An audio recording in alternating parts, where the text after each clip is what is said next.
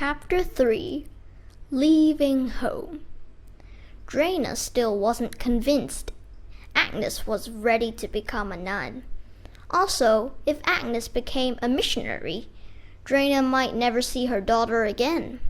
When 18-year-old Agnes told her mother that she still wanted to be a nun, Drena shut herself in her room and prayed for the whole day, straight through. After 24 hours, Drena emerged to give Agnes her support. Drena knew her daughter had to follow her heart. Lazar wasn't as understanding, though. Agnes's brother had left home in 1924 to attend military school. By 1928, he was an officer in the Albertan military. He was upset because he felt that Agnes was giving up everything, all material things, that is. He wrote to his younger sister, asking her if she realized what she was doing. Agnes wrote back, "Lazar, you say that you are important because you were an officer serving the king of 2 million people. But I am serving the king of the whole world." Father Jambrinkovic knew that the Sisters of the Institute of the Blessed Virgin Mary, more commonly called the Loretal Order, had worked in India for a long time. They were eager to bring Christianity to the largely Hindu and Muslim population. They also wanted to help the many needy people there. The Loretal Order had arrived in India in 1841 to open a school in Calcutta. Agnes applied to the Loretal Order and was accepted. Late in September 1928, Agnes's friends came to the Boyajiu house for a farewell party. The next day, many of them were also on the train station, waving goodbye as Agnes and Drena left for Skopje, for Zagreb, Yugoslavia. In Zagreb, Agnes parted ways with her sister and mother in a tearful goodbye.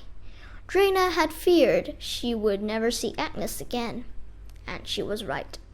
This was the last time Agnes had ever saw her mother or sister. Agnes met another young woman who was joining the Loretal Order. Her name was Bedijk Kanjek. Together, Agnes and Bedijk took the train to France. There they would meet with Mother Superior, the nun in charge, at the Loretal Order house in Paris. The Mother Superior wanted to be sure that they were ready for the religious life. Neither Agnes nor Bedijk spoke French, but an interpreter helped them out. Agnes was anxious to get to India to begin helping the poor, but there was work to before that. She didn't speak English, and which she would know to work in India. This was during the time of the British Raj, when India was under the direct rule of the British government. Raj means rule in Hindi. The British Raj began in 1858 and lasted nearly 100 years. So Agnes and Bedijk were soon back on the road, this time by train and boat to Dublin, Ireland. In Dublin, Agnes and Bedijk stayed in the Loretal Order's main house. It was a huge convent housed in a red brick and grey stone mansion that was built in 1725. They spent 6 weeks there learning English and studying to become nuns. Agnes and Bedijk weren't even allowed to speak to each other in anything but English. They had to learn their new language quickly.